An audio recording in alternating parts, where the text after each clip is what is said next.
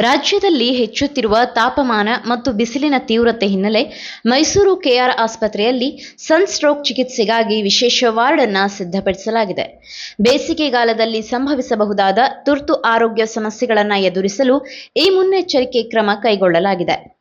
ಆಸ್ಪತ್ರೆಯಲ್ಲಿ ಸುಮಾರು 20 ಹಾಸಿಗೆಗಳ ವಿಶೇಷ ಸನ್‌ಸ್ಟ್ರೋಕ್ ವಾರ್ಡ್ ಸ್ಥಾಪಿಸಲಾಗಿದ್ದು, ಪುರುಷರು ಮತ್ತು ಮಹಿಳೆಯರಿಗೆ ಪ್ರತ್ಯೇಕ ಚಿಕಿತ್ಸೆ ವ್ಯವಸ್ಥೆ ಕಲ್ಪಿಸಲಾಗಿದೆ.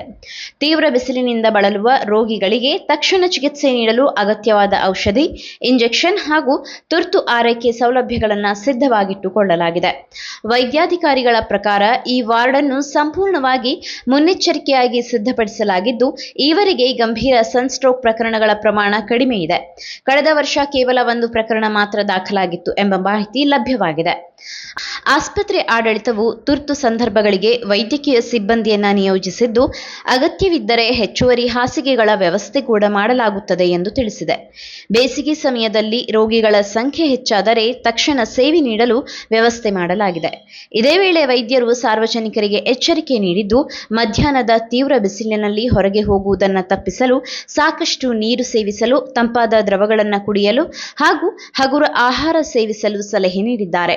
ಉಪ್ಪು, ಸಕ್ಕರೆ ಹಾಗೂ ಮಸಾಲೆಯುಕ್ತ ಆಹಾರವನ್ನು ಕಡಿಮೆ ಮಾಡುವಂತೆ ಸೂಚಿಸಲಾಗಿದೆ. ಈ ಕ್ರಮದಿಂದ ಬೇಸಿಗೆಯಲ್ಲಿ ಉಂಟಾಗಬಹುದಾದ ಆರೋಗ್ಯ ಅಪಾಯಗಳನ್ನು ಕಡಿಮೆ ಮಾಡಲು ಸಹಾಯವಾಗಲಿದೆ ಎಂದು ವೈದ್ಯರು ತಿಳಿಸಿದ್ದಾರೆ. ನೀವು ಸಣ್ಣ ಆಗ್ಬೇಕಲ್ವಾ? ಅದು ಒಂದು ಉತ್ತಮ ಆಹಾರದಿಂದ ಸಣ್ಣ ಆಗ್ಬೇಕಲ್ವಾ? ಪ್ರತಿದಿನ ನಮ್ಮ ಜೀನಿ ಸ್ಲಿಮ್ನ ಯೂಸ್ ಮಾಡಿ ಯಾವುದೇ ಸೈಡ್ ಎಫೆಕ್ಟ್ ಇಲ್ದಂಗೆ ನೀವು ಸಣ್ಣ ಆಗ್ತೀರಾ.